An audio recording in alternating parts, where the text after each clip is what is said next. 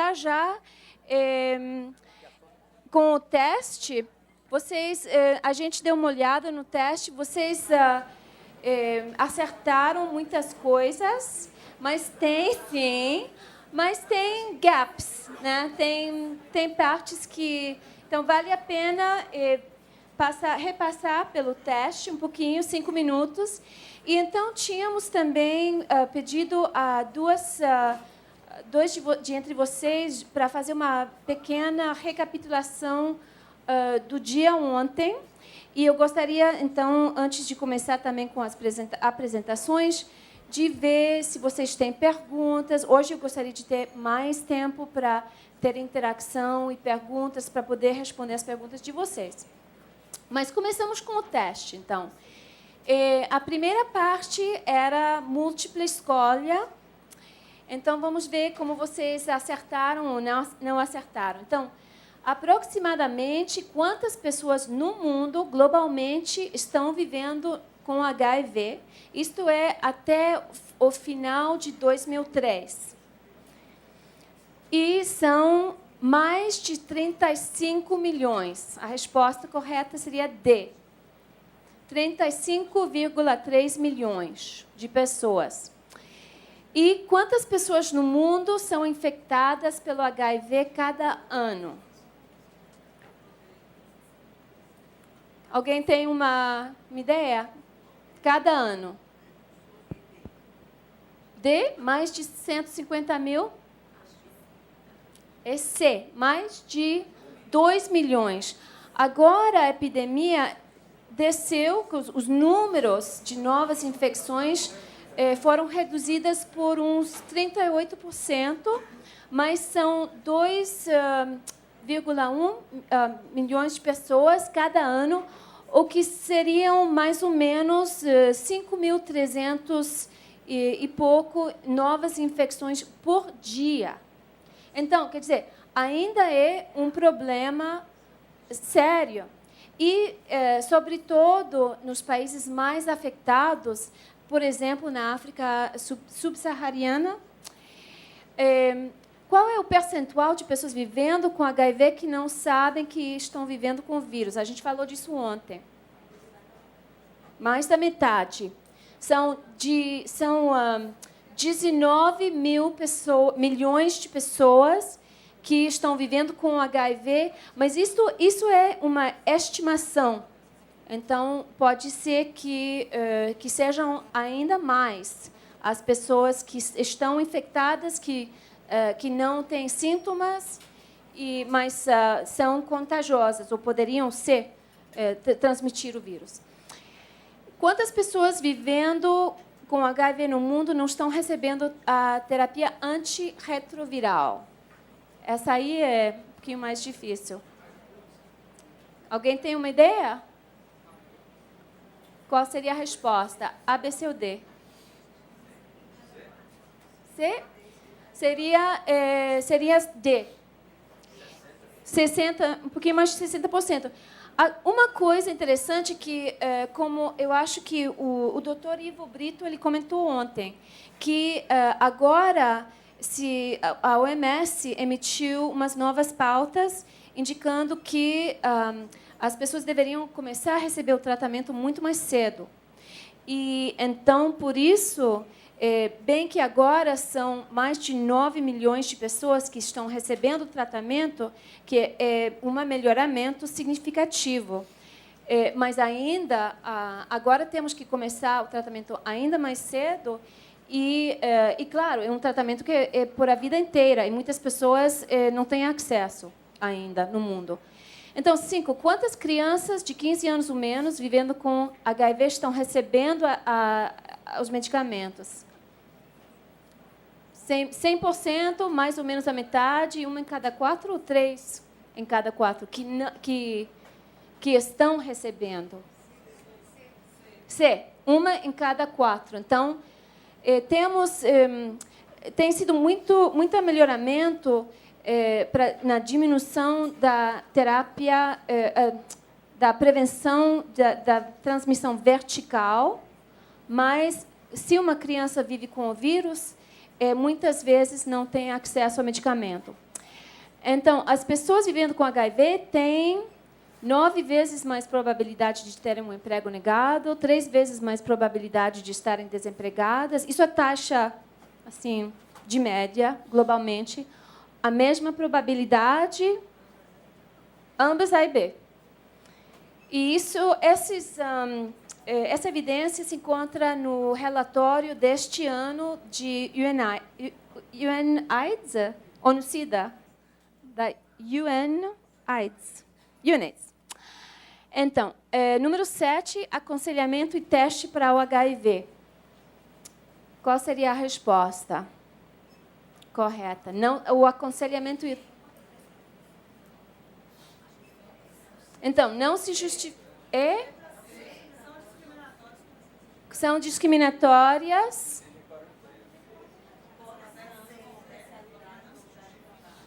Então, a resposta seria D, porque não se justifica por interesse de saúde pública. Vamos ver uns casos concretos. Estamos falando do teste compulsório aqui, neste contexto. B pode levar à violação da confidencialidade, como vimos no caso ontem, que foi o médico do empregador que revelou, divulgou o estado soropositivo do empregado.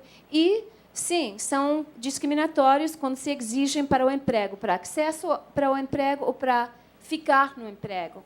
Quando uma pessoa já está empregada, mas tem que fazer o teste cada ano ou periodicamente. Então, 8. Quando deveria ser feito o teste? O que vocês acham? O mais cedo possível. Sim, o mais cedo possível. Cada 6 meses, não necessariamente, né? Porque depende da situação da pessoa. Se uma pessoa tem suspeita que tem sido exposta ou por meio ocupacional ou outra, deveria fazer o mais cedo possível. A epidemia, então, 9, está aumentando, tem diminuído, já praticamente acabou. Está aumentando, sim, em vários países e regiões. Tem diminuído na maioria dos países. Temos visto muitos avanços, mas não podemos ficar assim pensando que tá tudo bom, já acabou, não é prioridade, porque em muitos países, por exemplo, na Europa do leste, tem, como o Dr. Brito senhalou ontem, tem muito problema assim de uso de drogas injetáveis. E a epidemia está crescendo também na África do Norte. Na África subsaariana está descendo, mas em outras partes da África, como Marrocos e Algéria, está crescendo e crescendo bastante. Então, temos que como reenfocar as atividades de prevenção, os esforços. Então, qual é a faixa etária mais acometida pelo HIV? São os jovens, pessoas mais velhas, crianças? Seria D. D. São as pessoas em idade produtiva, o que chamamos de idade produtiva. Os jovens têm uma taxa alta de novas infecções. E, claro, o HIV não pode se curar. Não temos uma vacina, mas pode ser tratado. Então, o que é chave é a prevenção. E mais do que tudo, quando estamos falando de pessoas jovens, claro. Mas, por isso, a Organização Internacional do Trabalho diz que o tema do HIV é um tema do mundo do trabalho, porque afeta o mundo do trabalho, afeta os trabalhadores, afeta a sua capacidade de sustentar a família, de contribuir à sociedade, ao empregador. E as pessoas... Eu fiz um cálculo o ano passado, baseado no relatório do ano passado da UNAIDS, e eu encontrei que são mais de 90% das pessoas que estão vivendo com HIV que são nessa faixa de idade de 15 entre 49 anos. Mas, como o Dr. Brito também assinalou, temos que pensar que agora tem mais pessoas que têm mais de 50 anos de idade que estão também vivendo com HIV. E isso é um tema que vai ser muito interessante também de ver nos anos que vêm. Porque, por exemplo, já estamos vendo casos de discriminação nas, como se diz, casas de residência para as pessoas muito mais velhas. Tem muita discriminação. Asilo, sim, tem discriminação do pessoal de saúde contra as pessoas que estão vivendo. Então, é um problema crescente. Então, parte 2. Sua opinião, quais são os principais modos de transmissão? Vamos ver o que vocês lembram da apresentação de ontem, né?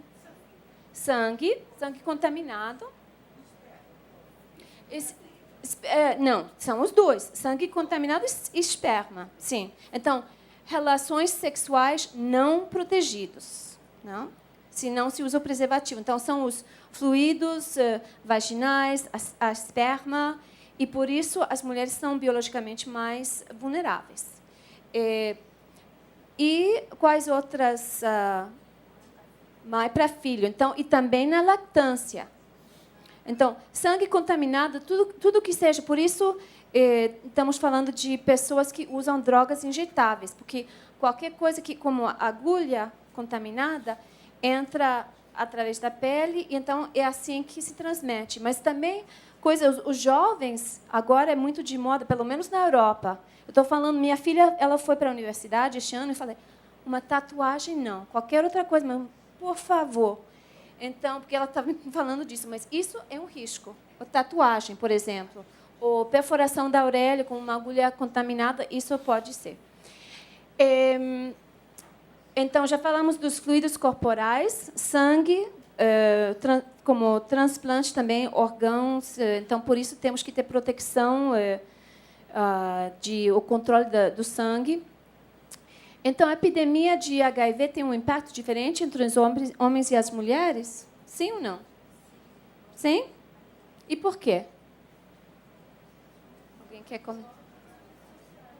Então, biológicas, por razões biológicas, porque as mulheres, por exemplo, a esperma tem mais como vírus, carga viral, então, do que outros fluidos. Então, se a mulher é exposta também pelo sexo heterossexual, então, sem proteção, ela é mais vulnerável biologicamente.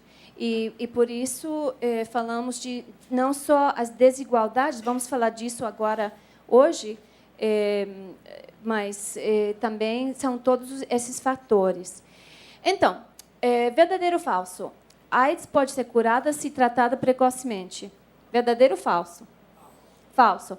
Bem que teve o caso, não sei se vocês viram no jornal, do neném que nasceu em Mississippi, que parecia que estava curado, né? Mas eu fui para a conferência em Melbourne, Internacional de AIDS, em julho agora, e parece que a mãe tirou ela do tratamento, sumiu, e agora o vírus voltou. Então, por isso se diz que o tratamento começado cedo é muito eficaz, mas tem que ser continuado. Então, ainda não podemos falar de cura. Uma pessoa pode viver com HIV por 10 anos ou mais sem desenvolver AIDS. Verdade. Uma pessoa poderia apresentar um resultado negativo um dia e no dia seguinte ter um resultado positivo. Verdade. E por isso dizemos que o teste compulsório não é justificado por motivo de saúde pública, porque uma pessoa pode ter um teste uma vez e então se é negativo, mas pode ser positivo. Isso não protege os colegas, o público, mas o que protege é a não discriminação, para que as pessoas não tenham medo de fazer o teste mais de uma vez se eles pensam que estão doentes. Pessoas vivendo com peraí. Muitas pessoas com infecções sexualmente transmitidas não têm sintomas, então sim, é verdade. Pessoas vivendo com HIV não são aptas para exercer certos tipos de trabalhos. Falso. Tem uma vacina eficaz para proteger as pessoas? Não, ainda não. Estão falando de avanços, mas ainda não tem. Transmissão de mãe para filho pode ser prevenida? Muito importante. O HIV pode ser facilmente transmitido pela utilização de pertences pessoais? Não. Uma pessoa, vocês acertaram muito. Uma pessoa pode pegar AIDS ao beijar uma pessoa soropositiva? Não. E isso é uma coisa que muitas pessoas não sabem, pensam que sim. Perfuração da orelha ou tatuagem com instrumentos não esterilizados são modos possíveis de se infectar, a gente falou. Preservativo eficaz na prevenção da infecção. Sim. E o Dr. Brito ele também sublinhou isso, que é muito, muito eficaz o preservativo. E vamos nos lembrar que estamos falando de preservativo feminino e masculino. E a recomendação menciona os dois, deliberadamente. Uma pessoa pode reduzir o risco de transmissão ao seu parceiro sexual seguindo rigorosamente um regime de tratamento. Sim, porque desce a carga viral e, então, também, por isso se fala de tratamento como prevenção. Então, muito obrigada. Eu acho que vocês são muito, muito bons alunos. Eu não sei quem é responsável para a recapitulação. Eu tinha entendido que tinham dois participantes que iam fazer como uma pequena recapitulação. Ninguém sabe? Não? Então, tá. Então, o que eu vou fazer é que todo mundo tem que se responsabilizar e eu vou lhes fazer duas perguntinhas para, então, começar com a apresentação do trabalho do dia. Primeiro, o que foram as lições aprendidas mais importantes para vocês? Isso seria a primeira pergunta. O que vocês vão levar de ontem? E a segunda pergunta seria se vocês têm perguntas ou sugerências para hoje que vocês querem ver, alguma coisa em particular que vocês querem ver mais como explicado, mais aprofundado. Temos a agenda, claro, e vamos ter mais tempo para perguntas e interação, mas se vocês têm algumas sugerências específicas. Então, não sei se alguém quer... O beijo de língua, ele não transmite. O beijo de língua não transmite. Os fluidos da boca não transmitem. Então, geralmente, não.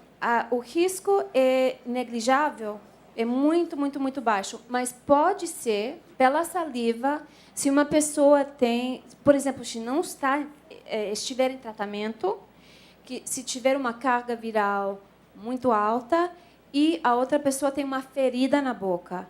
Isso poderia ser, mas eu não desconheço, não sei de nenhum caso, mas teoricamente é possível. Teoricamente, mas tem que ter uma combinação de fatores. Mas por isso a gente diz que não é transmitível pelo beijo. E por isso falamos de tratamento como prevenção.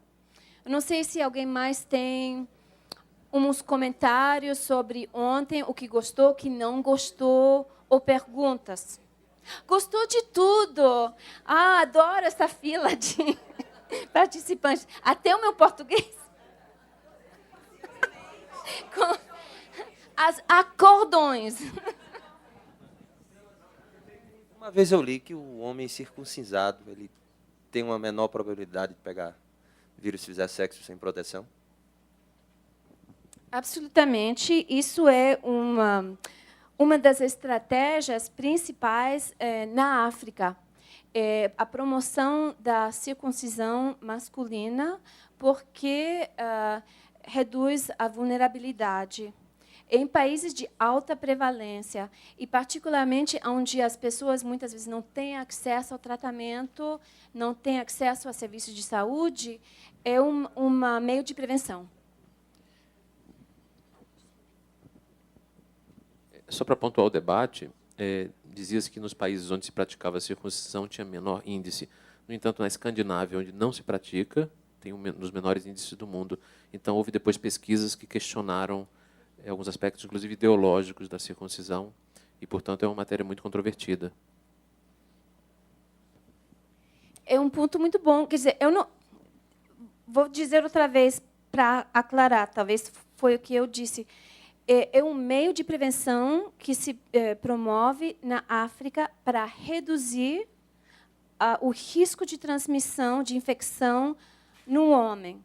Mas não é que isso reduziu as taxas muito altas em países da África, que seguem sendo os mais atingidos, mas se considera ainda um meio de prevenção. Mas é verdade que temos visto alguns estudos que dizem, não o contrário, mas que questionam. É uma coisa que ainda é de ver, mas é uma estratégia que se faz ainda em certos países. Mas, claro, nos países escandinavos e muitos outros países que agora a circuncisão não é tão popular como era há um certo tempo, né? Na verdade, eu li, não sei se procede, que exatamente por terem a fantasia de que a circuncisão os tornava invulneráveis, aí depois houve um aumento nesses países onde a ONU incentivou a circuncisão. Procede? Eu desconheço esse resultado. Eu teria que verificar com as estatísticas da OMS. Eu sei que teve, há um certo período, um questionamento. A OIT ainda toma posição que é uma boa estratégia, entre outras. Mas a nossa posição oficial, diria, é de promover o uso do preservativo, o que vocês chamam a camisinha, né? Feminino e masculino, por razões que vamos ver depois, porque também tem que ver com desigualdade de gênero e relações de poder entre mulheres e homens, porque muitas vezes as mulheres, nestes países onde não tem muita igualdade de gênero, não têm a possibilidade de se proteger, de dizer, vamos usar a camisinha, vamos, né? Então, nós sublinhamos o uso do preservativo e o tratamento antirretroviral, que pode levar a uma supressão do vírus, né? Se chama viral suppression, supressão viral, seria. Mas eu sei que nos ministérios de saúde de todos os países na África é muito popular essa estratégia da circuncisão masculina. Então, tem muitos mais comentários, então vou passar o microfone. Eu tenho uma dúvida. Eu queria saber se a pessoa que faz tratamento com antirretrovirais, se tem diminuição da capacidade de trabalho, se trata de um atleta, se a pessoa consegue continuar a exercer sua profissão, se tem restrições alimentares ou de álcool, enfim, do dia a dia da pessoa, se ela tem uma redução da capacidade dela. Isso é uma pergunta muito, muito importante. Não, vamos ver uns casos concretos hoje sobre essa questão, porque muitas vezes o empregador justifica a discriminação. Eu acho que os casos têm 3 elementos básicos, né? Primeiro, o empregador diz: a pessoa não é capaz, não tem capacidade para continuar a trabalhar. Por exemplo, como o senhor Toniolo. O senhor Toniolo, ele estava dando o exemplo que ele foi afastado do serviço militar. Tem muitas, como políticas em muitos países, que dizem, uma vez que uma pessoa nas Forças Armadas é soropositivo, é afastado. Não tem questão, é uma política geral. Outras vezes, o empregador diz, o trabalho vai constituir um perigo para o trabalhador. Ou, de outro jeito, diz, vai constituir um perigo para o público, os colegas. Então, não, essa decisão ou determinação de se a pessoa é apta medicamente para o trabalho, essa determinação deveria ser feita em função das tarefas particulares da posição ocupada pela pessoa. Isso, primeira coisa. E tem que ser determinada por evidência científica e médica para determinar se a pessoa pode cumprir com desempenhar um emprego, essas tarefas específicas. E, se não, tem também outra análise, de ver se, como no caso do Portugal, ontem, se a pessoa poderia fazer as tarefas, continuar a trabalhar com ajustes razoáveis. Então, é como uma análise de 2 etapas, na minha opinião. Mas vamos ver uns casos concretos. O senhor tem... Bom dia. Outro dia, algum tempo atrás, eu li uma matéria a respeito de jovens que se expõem deliberadamente ao contágio, ao contato com o HIV fazendo sexo, desprotegido e com pessoas portadoras do vírus, pessoas soropositivas. Que informação vocês têm sobre isso? O que há de verdade nesta abordagem? Se você também conhece... Que se expõe deliberadamente. Deliberadamente, fazendo sexo desprotegido com... E por quê? Essa era uma matéria de um psicanalista falando sobre isto, não é? Vamos dizer, esta ocorrência entre jovens. Bem, eu acho que todos nós, quando no tempo da adolescência, provavelmente fizemos algumas coisas que corríamos um pouco de risco para aventura, coisas coisas normais. Então, quer dizer, eu diria que uma razão poderia ser isso de fazer festa, levar a vida louca, coisa assim.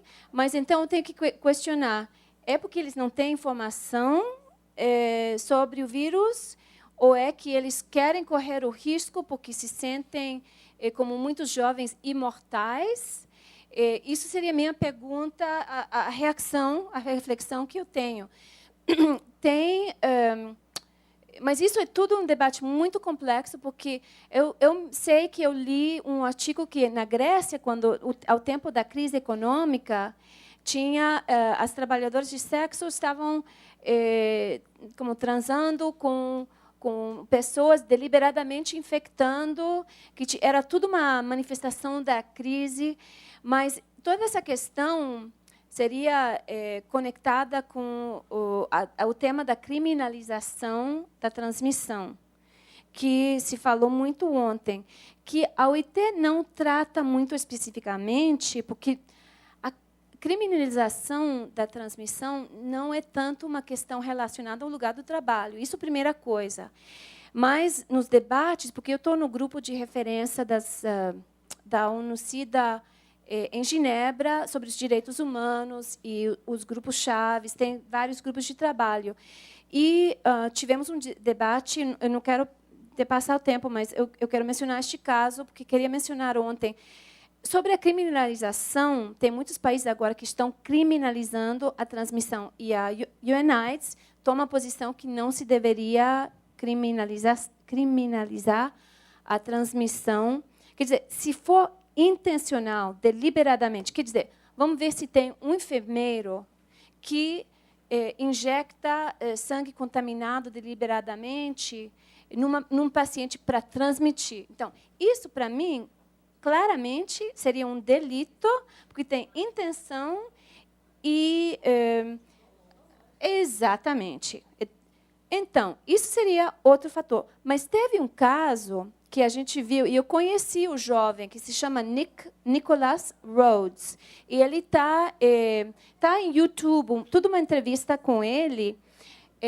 Eu posso apontar o nome dele, porque é muito interessante. Ele é um americano, jovem, homossexual, que teve relações com uma pessoa, um indivíduo. Ele estava seguindo um tratamento, tinha uma carga viral baixíssima, e depois o outro rapaz soube que o Nick Rhodes era soropositivo, e ele denunciou, e ele foi condenado. E o outro senhor, o outro parceiro sexual, porque ele não tinha informado.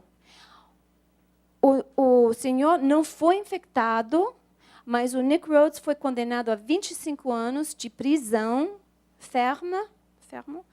E nos Estados Unidos tem um sistema que ele tinha que, na licença para conduzir, levar o título de sex offender, ofensor, delinquente sexual, pelo resto da vida. Então, mas qual era o crime, né? Era de não informar. Então, é toda uma questão muito complexa isso da criminalização, mas não posso responder a pergunta específica de por que os jovens fariam isso, porque, claro, ou não tem informação, ou querem tomar risco deliberadamente, como fazem com drogas, como fazem com muitas coisas.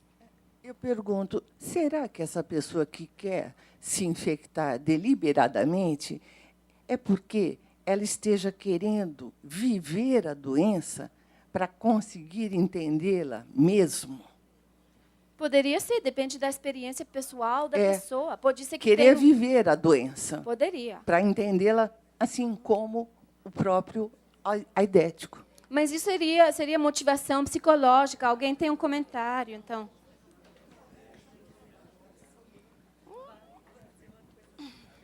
Eu achei aqui um termo na internet, procurando aí a partir da pergunta do colega, que chama bareback sex. Esse termo está na Wikipédia como sendo, vou fazer uma tradução aqui, mais ou menos, uma atividade sexual física, especialmente penetração sexual, sem uso de preservativo. É uma gíria que foi originada da comunidade gay e vem do termo equestre, bareback, que se refere à prática de cavalgar o cavalo sem a sela. Então, tem uma conotação de wild,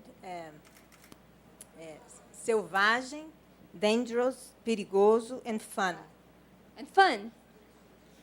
And fun. Divertido. É fun até que a pessoa fica infectada, né? É. Então, tem uma escolha deliberada e consciente de não usar camisinha, preservativo. Está na Wikipédia, bareback sex. Bareback sex. Uou! Eu não conheço. Eu conheço bareback riding porque eu tinha cavalos de pequena, mas isso não, sei lá. Então, posso comentar sobre a recomendação. E vamos tomar uma pergunta a mais, então... É um caso concreto que aconteceu lá em Mato Grosso do Sul, semana passada. Um senhor, enfermeiro, uns 30 e poucos anos, que atraía meninos entre 16 a 14 anos para a sua casa e apresentava um atestado de que ele não tinha vírus, não estava contaminado. Ele era soro positivo, mas ele apresentava um atestado, e esse atestado estava assinado por um médico que parece que era conivente. E ele pagava um certo valor determinado para esses meninos. Um dos meninos contou ao pai, foi denunciado, e apareceram 30 e tantas crianças, 15 anos é criança, né? Todos eles vítima deste pedófilo e, ao mesmo tempo, uma pessoa com esse problema. Esse caso está sendo discutido lá, foi objeto de muita discussão, mas como ficaria a questão do outro que, teoricamente, pelo menos tinha consciência, né, e atestou de que ele não estava contaminado. Então, nesse caso, deliberadamente, ele contaminou mais de 30 meninos.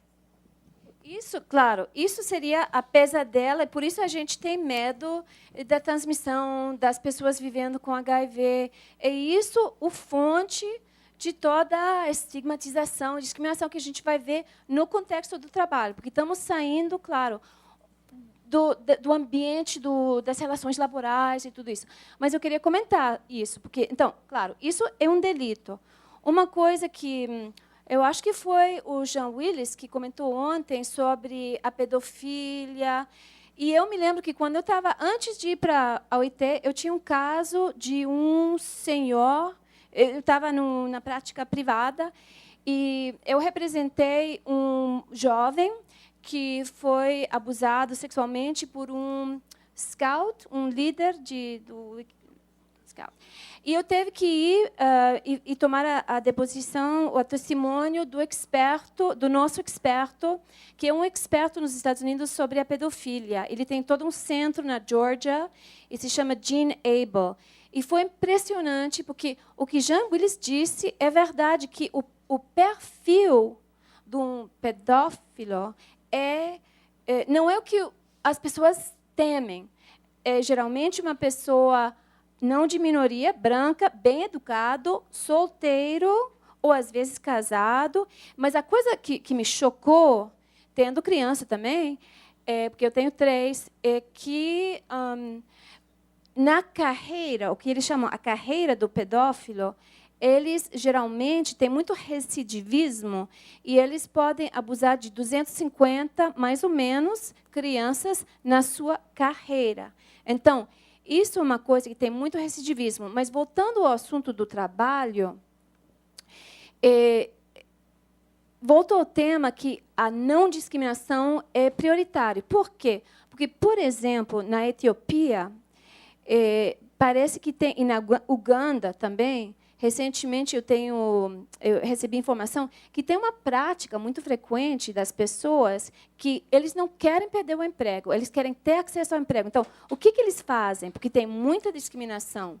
Eles pagam para obter um certificado falso, uma atestação, para poder dar ao empregador, dar a outras pessoas, dizendo: eu não sou infectada, eu me fiz o teste e sou negativa. E eles sabem que estão vivendo com o vírus. Eles não estou falando de infecção deliberada, mas o que eu estou dizendo é que é a discriminação que incita esse tipo de comportamento que não é produtivo para todos os esforços e os programas da prevenção.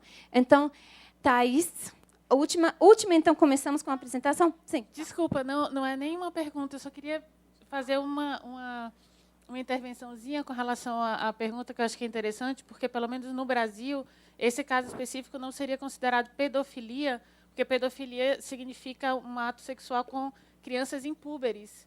Então, a partir da puberdade, já não seria mais considerado esse transtorno de personalidade. Normalmente acontece porque são adolescentes mais vulneráveis a essa troca, né, de favor. Então, nesse caso, se caracterizaria por dinheiro. Se caracterizaria o crime de exploração sexual de criança e adolescente, que é crime hediondo no Brasil, com o concurso de crime de perigo de contágio venéreo, que, apesar de ser um crime não muito alto, prevê uma pena até 4 anos de reclusão, no caso da pessoa saber e ter intenção de transmitir esse... então, aí seria um concurso, imagina um concurso de crimes de exploração sexual com perigo de contágio venéreo. Muito importante. Então, vamos, para não nos atrasar, vamos começar a repassar todos os princípios chaves da recomendação. E eu tenho uns exemplos de casos, mas eu queria também, no contexto, eu vou falar dos instrumentos e diretrizes não só da OIT, mas também da ONU, porque são muito relevantes. Temos vários instrumentos, mas vocês estão todos no manual que vocês têm. Não, vocês têm a convenção, mas o manual para os juízes, o livro, vocês têm na pasta, né? E tem todo um módulo, acho que o 3 ou 4, que sim, tem muitos casos, mas eu acho que o 3 ou 4... Eu escrevi a coisa e nem me lembro qual é. Obrigada. Que fala da... Não, é o 3, que fala, obrigada, dos instrumentos da ONU e a relevância a HIV. Então, primeiro, temos as declarações de compromisso com HIV/AIDS das Nações Unidas. O primeiro foi em 2001, que todos os Estados-membros da ONU, incluindo o Brasil, claro, firmaram, que isso seguiu como o estabelecimento em 2000 dos Objetivos de Desenvolvimento do Milênio, né, que falam de prevenir e parar a transmissão da HIV, da malária e tuberculose, que é o objetivo 6 dos Millennium Development Goals, os Objetivos do Milênio. Então, se fez a declaração de compromisso reconhecendo que, nessa época, que a AIDS era uma epidemia grave, que afetava, era uma crise humanitária e de direitos humanos. E a importância dessa declaração também para nós é que nessa declaração, os Estados-membros se comprometeram a criar um marco jurídico e político para proteger os direitos humanos, e também no lugar do trabalho, no local do trabalho, das pessoas vivendo com HIV. E essa declaração foi seguida, 5 anos depois, por uma declaração política sobre HIV/AIDS, que reafirma esses compromissos também no lugar do trabalho, dos direitos humanos, ressaltam, e tudo isso é mais detalhado no manual, que cita as cláusulas específicas, onde tem esse compromisso, e depois, saltamos a recomendação, foi seguida, depois da adopção da recomendação, 5 anos depois, outra declaração política que se chama Intensificando os Nossos Esforços para Acabar com AIDS, que é interessante porque essa declaração política saiu depois da recomendação e, no parágrafo 85, fala da importância da orientação que dão as normas da OIT, assinalando a importância da recomendação 200 e instando aos atores no mundo do trabalho a tomar ações para diminuir ou eliminar a discriminação e a estigmatização no lugar do trabalho. Então, também tem as diretrizes internacionais da UNAIDS, de 98, que falam também da Convenção 111 e também do repertório de recomendações práticas da OIT. Vocês conhecem o repertório? Tem pessoas aqui que conhecem o repertório, os princípios chaves do repertório de 2001? Não? Tá. Esse repertório é o primeiro instrumento, é um instrumento internacional que foi citado até em alguns casos do TST no passado. Agora foi superado pela recomendação, mas foi citado na jurisprudência do TST, que estabelece 10 princípios chaves de direitos humanos para guiar a resposta ao HIV no mundo do trabalho. Então, por que menciono os instrumentos da ONU? Porque é importante de se lembrar que, mesmo se um país não tem uma lei específica sobre HIV, o direito internacional prevê proteções contra a discriminação. Na Declaração Universal dos Direitos Humanos, no Pacto Internacional sobre Direitos Econômicos, Sociais e Culturais e no Pacto Internacional sobre Direitos Civis e Políticos. Mas vocês vão dizer, como é possível isso? Ana, você está falando bobeira, porque, claro, a epidemia começou nos anos 80. Estamos falando aqui de uma Declaração Universal de 1948. Então, por quê? É porque o princípio da não discriminação, que está expressado no artigo 2 e está também incorporado nos outros pactos internacionais, fala explicitamente, por exemplo, proíbe a discriminação por motivos de raça, cor, sexo, língua e outros, e fala de qualquer outra situação. E a Constituição brasileira tem uma linguagem que não é exatamente isso, não? É outra situação, ou outra condição.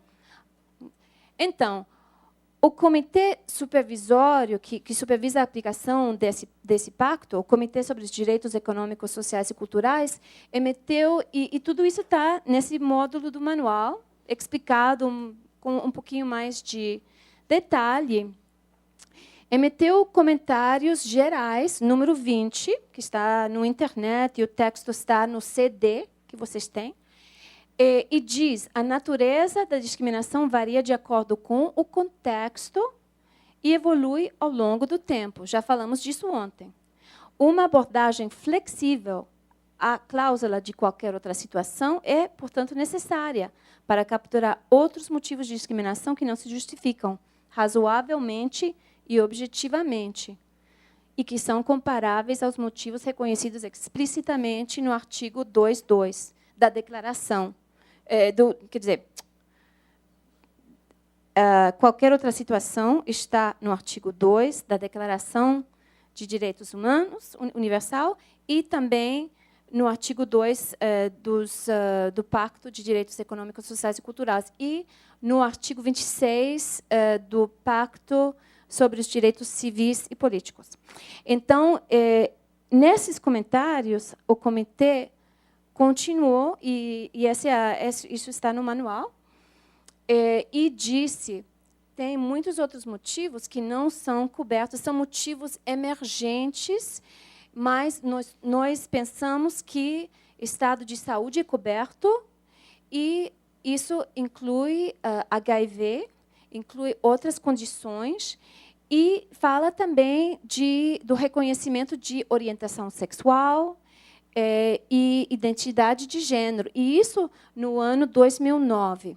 Então, claro, o Brasil ratificou esses instrumentos internacionais da ONU. Então, por isso, eu acho que é muito interessante vocês terem também todo esse marco mais amplo que inclui, e as normas internacionais. Se vocês leem o preâmbulo da Convenção 111, que a Kirsten apresentou ontem, o preâmbulo contém referências a esses instrumentos da ONU. E são os princípios de base das normas internacionais do trabalho vêm desses princípios da ONU. Como a Kirsten falou ontem, eu acho, ela disse, nós não estamos inventando, né? Então, são direitos humanos que se afirmam e que não são novos. Então, instrumentos regionais também oferecem proteções contra a discriminação relacionada ao HIV. E em base também a esse tipo de cláusula que aparece em outros instrumentos, como na Convenção Europeia dos Direitos do Homem, que foi interpretada também para cobrir HIV, discriminação por motivos de HIV, a Carta Africana dos Direitos do Homem e dos Povos, que no artigo 2 dessa carta fala também de outra situação, e um instrumento recente, bastante recente, mas que é pertinente para esta região, é a Convenção Interamericana contra todas as formas de discriminação e intolerância. Vocês conhecem ou já ouviram falar dessa Convenção Interamericana?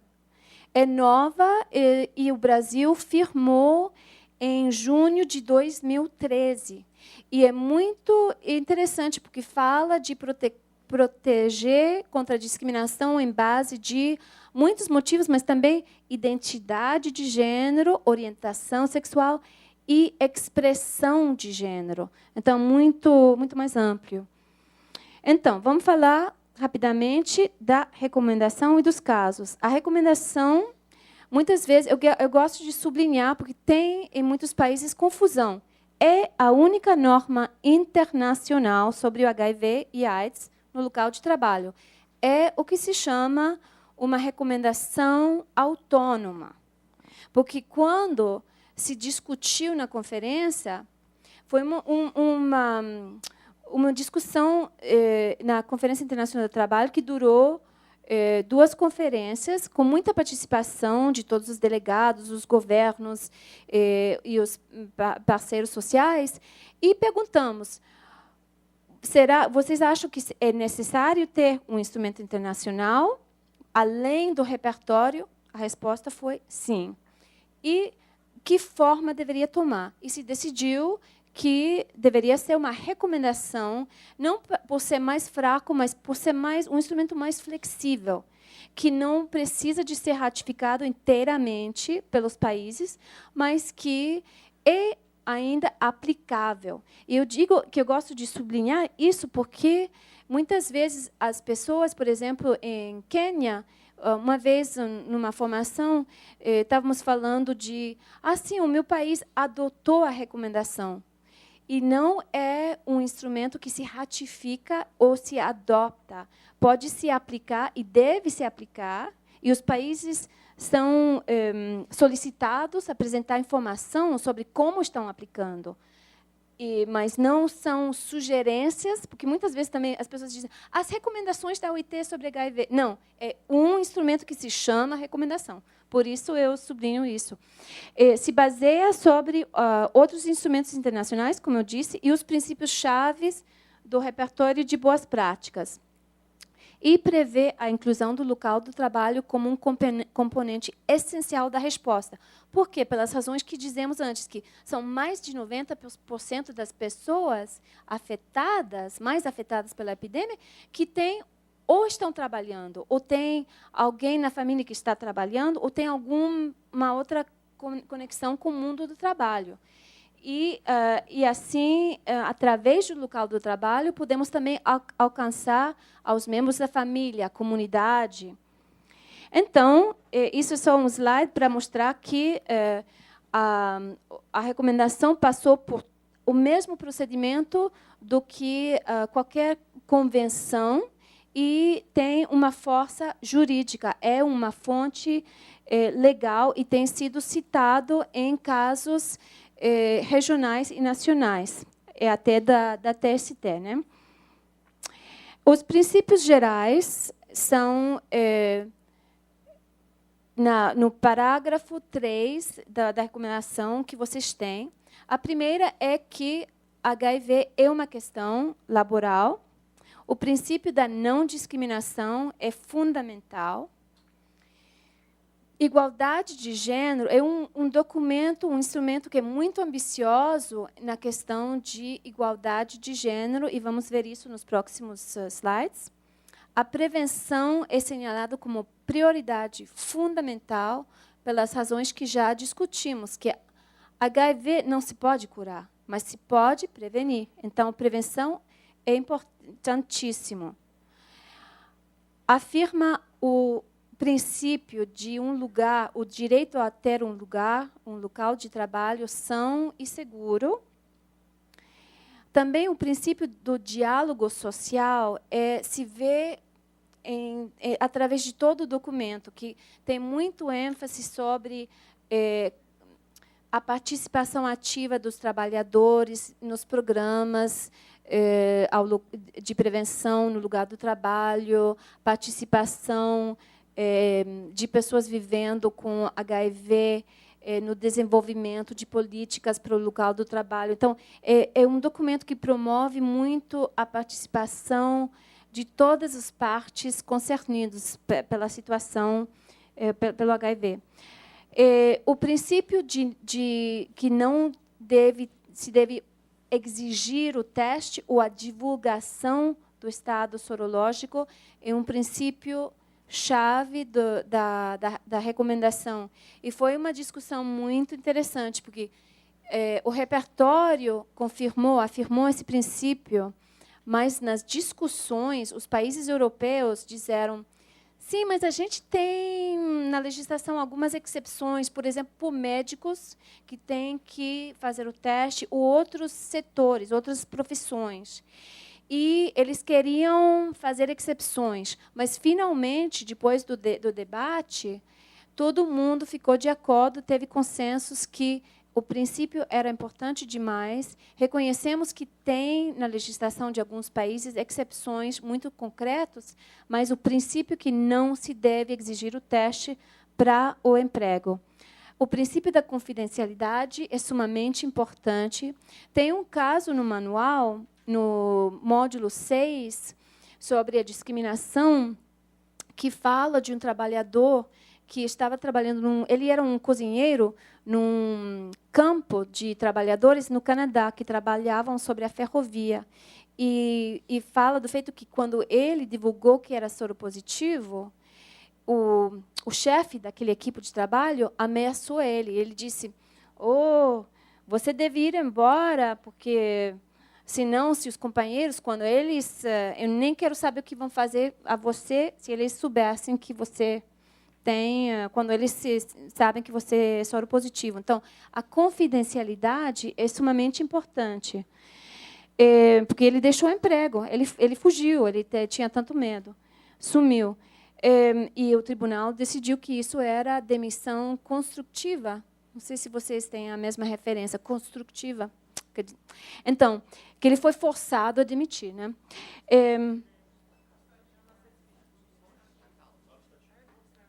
Tá.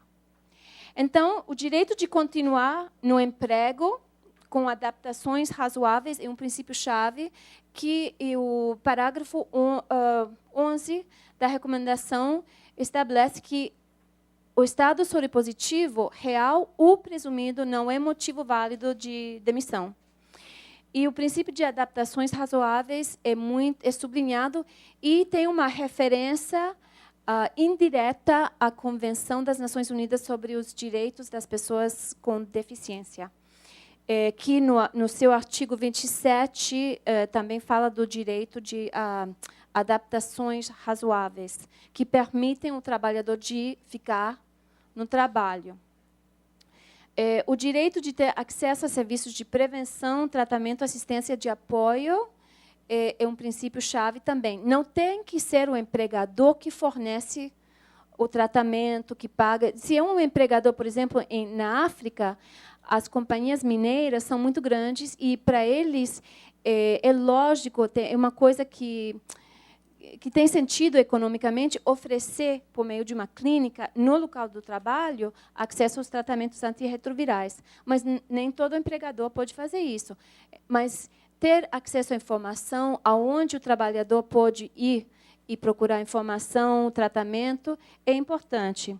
E também, o outro princípio-chave é a proteção dos trabalhadores. Deveriam receber informação para poder se proteger dos riscos de transmissão ocupacional e, particularmente, se são trabalhadores em profissões mais expostas ao risco de transmissão. Então, aí são os princípios gerais. Eu gostaria de falar de alguns pontos mais específicos. Então, a recomendação, como vimos ontem, no parágrafo 3C, fala de segmentos da população que são mais afetados, mais expostos aos riscos. Então, a recomendação se concentra em vários grupos. Trabalhadores migrantes, que são muito discriminados em geral, e essa discriminação e condições da migração mesma e do trabalho, muitas vezes aumentam a vulnerabilidade. E vamos ver um caso concreto depois. Trabalhadores em profissões de maior risco são grupos chaves e tem uma secção, uma parte da recomendação dedicada a doenças, por exemplo, ocupacionais. Crianças e jovens também deveriam ser, adolescentes deveriam ter acesso à informação. Então, esse tem uns artigos, uns parágrafos, porque é uma recomendação, dedicados à vulnerabilidade de crianças e jovens. E, como vimos ontem, vamos ver ainda mais hoje, pessoas LGBT e trabalhadores ou trabalhadoras de sexo. O princípio-chave que eu gostaria de ver com um pouquinho mais de especificidade é o princípio de igualdade de oportunidades. A recomendação fala de oferecer uma proteção que seria igual, equivalente à proteção oferecida pela Convenção 111. Então, o nível da proteção da discriminação deveria ser o mesmo, e o referimento é aquela convenção fundamental. O Estado HIV, desculpe, porque isso eu tirei do português do Portugal, eu sei que é um erro no Brasil, mas real ou suposto, ou real ou presumido, não deveria impedir o acesso ao emprego, não deveria afetar os termos e condições de emprego, incluindo remuneração, acesso a prestações, então, prestações de segurança de saúde, seguridade social, qualquer prestação. Isso faz parte da Convenção Fundamental 100, né? Só que o 100 fala de homens e mulheres. Mas o princípio é o mesmo, que as prestações ou outros subsídios fazem parte da remuneração. Então, a recomendação fala, no parágrafo 20, de a igualdade também em termos de acesso à segurança, a todas essas outras prestações que uma pessoa tem por meio do trabalho. Então, e não deveria ser causa de demissão, e não deveria privar as pessoas vivendo com a doença de continuar a trabalhar com ajustes razoáveis, enquanto sejam aptas clinicamente, medicamente. E isso vocês têm na pasta, então não tem que... Porque vejo que algumas de vocês estão tomando notas. Mas então, uma coisa muito importante é... O que quer dizer, então, discriminação por estado presumido? E eu tenho um exemplo, que é o único caso que eu vi, porque geralmente se fala de demissão por estado sorológico, e a pessoa é soropositiva. Mas esse aqui é um caso interessante do Canadá, em que o Tribunal de Direitos Humanos do Canadá examinou um caso em que uma mulher, a reclamante, foi demitida.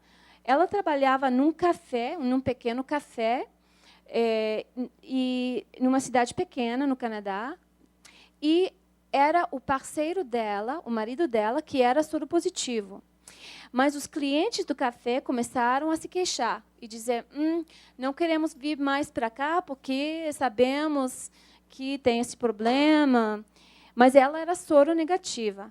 E então ela foi demitida. E ela reclamou dizendo que eu fui demitida sem justa causa por associação com outra pessoa soropositiva.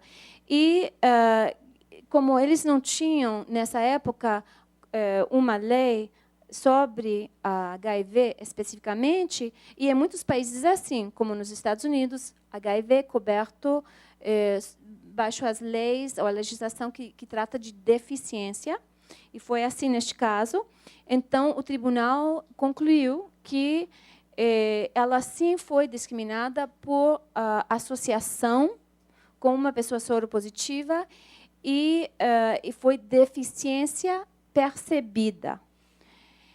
E a coisa interessante foi que, nesse caso, o empregador disse: não, eu demiti a senhora porque, não por discriminação, mas porque o café tinha problemas financeiros. Só que depois o empregador, muito interessantemente, porque eu acho que vocês muitas vezes não têm essa evidência, tinha dado uma carta à empregada dizendo: sim, tem muita gente que se queixou e eu sinto muita pena, mas eu vou ter que demitir você. E depois ele veio com a excusa de justificação financeira.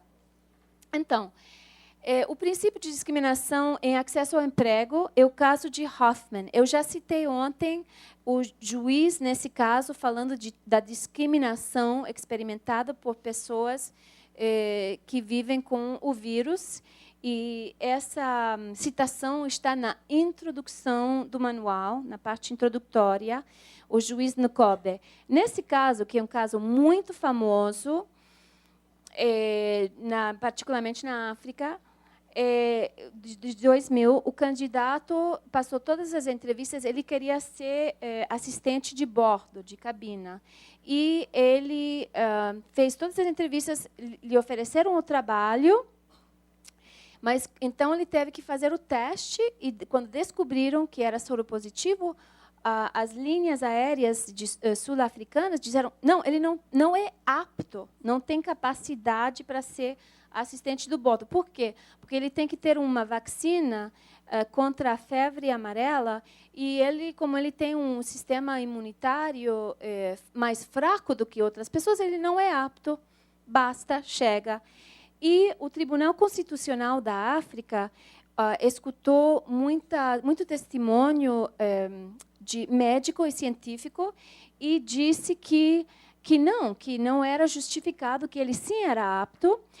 Mas o tribunal observou que as pessoas vivendo com HIV são vítimas de discriminação sistêmica e interpretou o artigo de igualdade, a cláusula de igualdade da sua Constituição, para fornecer proteção contra a discriminação, mesmo que não falava de estado sorológico, mas que ele tinha o direito de ser admitido ao trabalho. Então, esse é um caso discutido no manual, com um pouquinho mais de detalhe, e vocês têm no CD todos os julgamentos inteiros. Se algum em particular interessar, vocês podem aproveitar daquela compilação que fizemos de os mais de 70 casos. Não podemos esquecer que estamos falando de acesso também, a Convenção 111 fala de acesso também a uma profissão. E tem muita discriminação nesse contexto, relacionado com HIV. E temos aqui 2 casos. O Tribunal do Trabalho da Namíbia rejeitou a política da Força da Defesa do país, que excluía geralmente as pessoas vivendo com HIV do acesso ao emprego. Esse é um caso de 2000. Também tem o caso de um bombeiro dos Estados Unidos que foi excluído do emprego por ser soropositivo, e o Tribunal Federal se baseou em evidência científica para dizer que não tinha um risco mesurável do bombeiro transmitir o vírus ao público ou aos colegas do trabalho fazendo as suas tarefas. Igual acesso às prestações, é um caso muito interessante que está em espanhol no manual, no CD. E eu mostrei este porque demonstra o princípio de igual acesso às prestações. O demandante, o reclamante, foi contratado pela sociedade Gun Club, na Colômbia, em 92.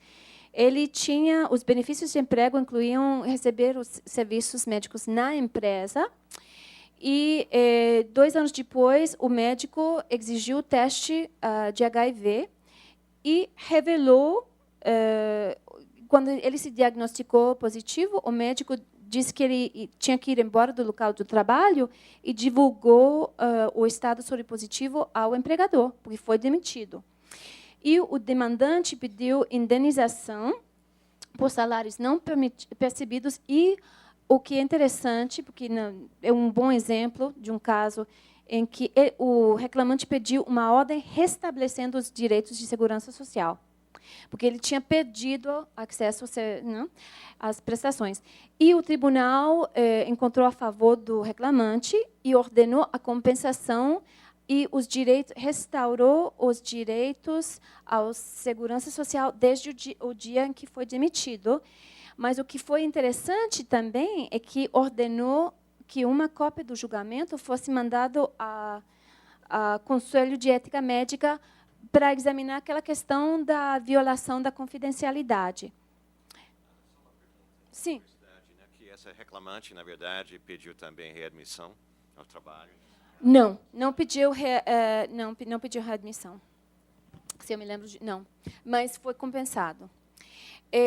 Demissão sem justa causa. Outro caso de África do Sul é de um juiz que é o primeiro julgamento que cita a recomendação e também cita o caso Hoffman. Foi o caso de um senhor que ele estava vivendo com HIV por uns 18 anos e ele foi empregado por como se diz, um centro de equitação. E quando ele foi entrevistado, o empregador perguntou se ele estava em boa saúde. Ele respondeu que sim. Só que um mês depois, o empregador decidiu distribuir um formulário para preencher, que distribuiu só a ele, que estava vivendo com um parceiro masculino, depois de muitos anos, e a outro casal homossexual de mulheres. E então isso foi interessante, porque não foi um formulário distribuído a todo mundo, que perguntou se ele estava tomando medicamentos. E quando ele divulgou que estava tomando medicamento antirretroviral, como ele estava morando no centro também de equitação, era uma parte da remuneração, ele foi jogado fora fisicamente e botado na rua. E então o tribunal, examinando o caso, citou a recomendação, a Convenção 111, em apoio à decisão em base da legislação nacional, como aqui você falou ontem, é uma das maneiras em que os juízes têm usado as normas, e concluiu que ele tinha sido não só demitido por razão arbitrária ou discriminatória, mas também ela notou a prática de triagem discriminatória, screening, o que chamamos de screening. Não é só o teste de sangue, porque muitas vezes nas entrevistas ou de outro jeito o empregador tenta de verificar se a pessoa pode ser seropositivo. Demissão e ônus da prova. Aqui eu me vergonho um pouquinho de falar do julgamento do TST aqui, porque são vocês os expertos, mas aqui são 2 exemplos, e tem agora já uma súmula sobre isso, eu entendo, e mais casos que citam a recomendação, mas esses eram os primeiros 2, depois da adopção da recomendação. O TST examinou 2 casos, nos quais os requerantes argumentaram que tinham sido demitidos devido ao estado soropositivo, e o tribunal determinou que, sim, os queixosos tinham sido discriminados e despedidos ou demitidos sem justa causa, ordenou reintegração e pagamento de salários, todos os salários não percebidos e prestações. E o importante também para nós é que, examinando a questão do ônus da prova, o tribunal afirmou que os empregadores reclamados tinham o dever de provar que a demissão não foi devido ao estado HIV dos empregados. Eu sei que estou passando tempo, eu vou tomar 5 minutos para... Okay. Confidencialidade, princípio-chave muito importante.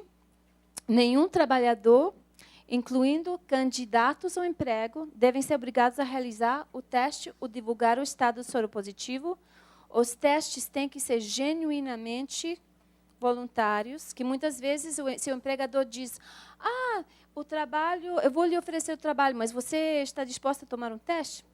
É voluntário, não voluntário? Quem tem o poder na relação, né?